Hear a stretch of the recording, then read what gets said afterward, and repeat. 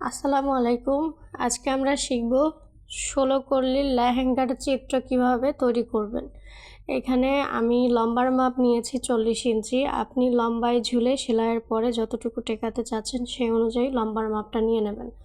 আর 2 number মাপ আছে কোমরের মাপটা নিতে হবে। এখানে আমি 48 ইঞ্চি কোমর ধরে 16 কলি লেহেঙ্গাটা তৈরি করব। তো দেখেন, প্রথমে লম্বার মাপটা নিতে হবে। আমি স্কেলের সাহায্যে অঙ্কন করে দেখাচ্ছি কিভাবে আপনি অঙ্কনটা করবেন। প্রথমে এখান থেকে ধরেন লম্বার মাপটা ধরবো। তো লম্বা আছে আমার 40 ইঞ্চি। আমি ধরেন এখানে ধরে নিলাম লম্বা 40 ইঞ্চি। তাহলে এখানে লম্বা ধরে নিলাম 40 ইঞ্চি।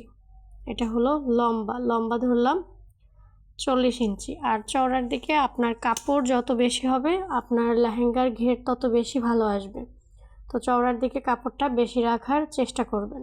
তো যেহেতু আমি খাতায় দেখাচ্ছি, এখানে আমার যতটুকু কাপড় আছে সবটুকুই আমি নিয়ে নিচ্ছি। ধরেন, তো এখানে আমি সবটুকু কাপড় নিয়ে নিলাম। তো এখানে আমাদের কোমর আছে 48 ইঞ্চি। 48 ইঞ্চি কোমরের জন্য আমাদের এইখানে কোমর হবে 3 ইঞ্চি। আমাদের কোমর হবে 3 ইঞ্চি। এখানে একটু আমি ভেঙে ভেঙে লিখে দিচ্ছি।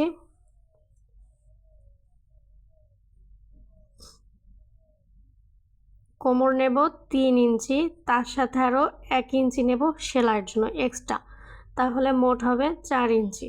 তাহলে কোমর হয় 3 ইঞ্চি। এখানে আমাদের 16টা কল্লি হবে। এক একটা কল্লিতে আমাদের কোমর হবে 3 ইঞ্চি, আর তার সাথে আরও সেলাই দিতে হবে।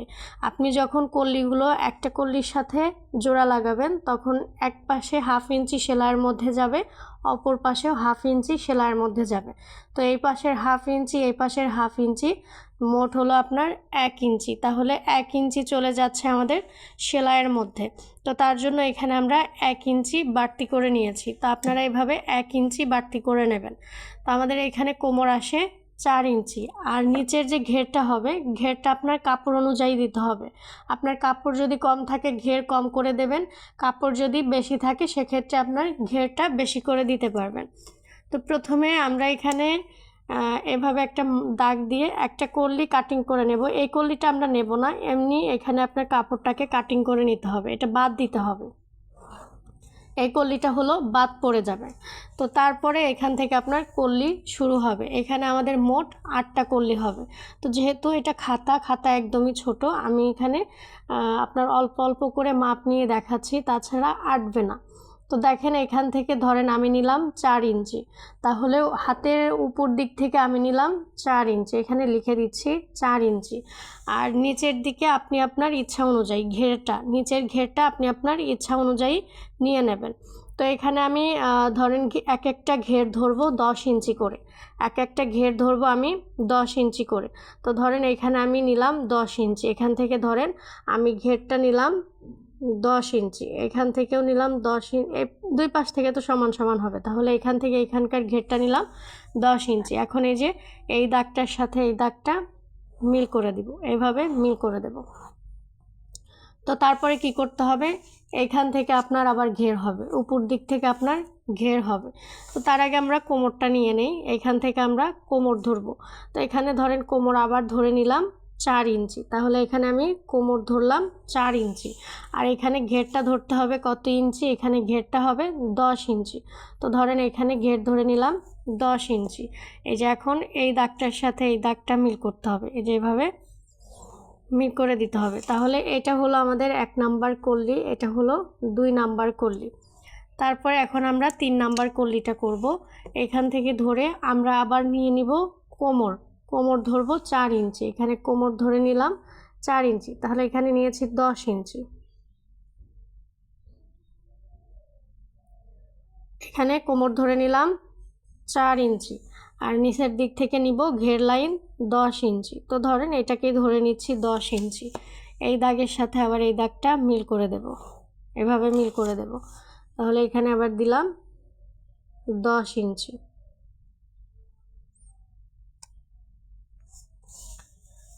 তারপরে এখান থেকে যেহেতু ঘের গেছে এখন একটা কোমর হবে, তো এখান থেকে আবার ধরেন কোমর ধরলাম 4 ইঞ্চি। এটা হলো কোমর ধরলাম 4 ইঞ্চি, আর এই পাশ থেকে ঘের নিতে হবে 10 ইঞ্চি। এখান থেকে ঘের দিয়ে দিলাম 10 ইঞ্চি। আবার এই দাগের সাথে এই দাগ মিল করে দেব। তারপরে উপর থেকে আবার নিয়ে নিব কোমর। তো এখান থেকে আবার কোমর নিয়ে নিলাম আর নিচ থেকে নিব ঘের। তো কোমর নিলাম 4 ইঞ্চি, ঘের নিলাম 10 ইঞ্চি। এই দাগের সাথে আবার এই দাগটা মিল করে দিব। তাহলে 1 2 এটা হবে 3 নাম্বার, 3 নাম্বার করলে এটা হবে 4 নাম্বার করলে এটা হলো 5। এখনও আমাদের আরও 3টা কল্লি লাগবে। তো এই জায়গার মধ্যে হয়তোবা আটবে না, তো আমি একটু ছোট করে দেখাচ্ছি। এখান থেকে আবার আপনার কোমর নিতে হবে আর এই পাশ থেকে নিতে হবে ঘের। তো এখান থেকে নিয়ে নিলাম ঘের। এই দাগের সাথে এই দাগ মিল করে দিব। তো এখান থেকে হবে আপনার কোমর আর এই পাশ থেকে হবে ঘের। এখান থেকে দিয়ে দিলাম ঘের। তো এই দাগের সাথে এই দাগটা মিল করে দিব।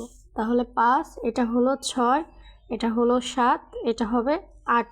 তাহলে এখানে আমাদের 8টা কলি হয়ে গেল। 8 দুগুণে হয় 16।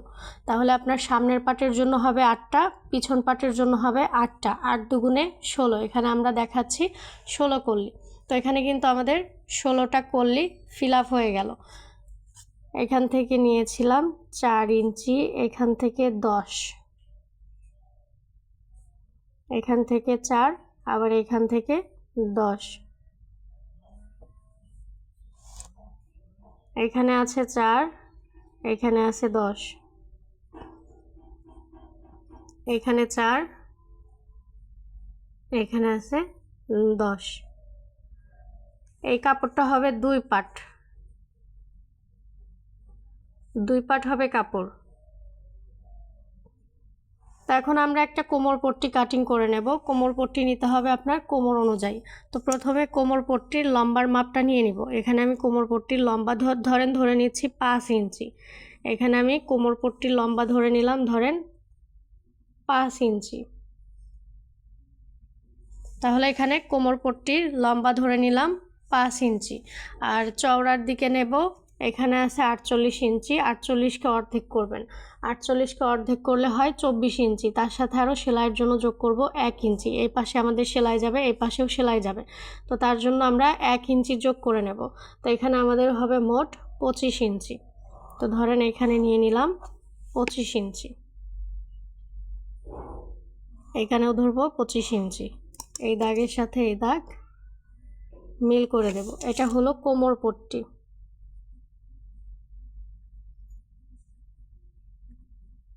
এটা হলো লম্বা, লম্বায় নিয়েছিলাম 5 ইঞ্চি, আর এটা হলো চওড়া, চওড়ায় নিয়েছি কত ইঞ্চি? 25 ইঞ্চি। এই কাপড়টা হবে 2 পাট। তো এই হলো আমাদের 16 কলি লেহেঙ্গার মাপ, আর এই হলো চিত্র। এভাবে আপনি 48 কোমরের জন্য একটা 16 কলি লেহেঙ্গা তৈরি করতে পারবেন।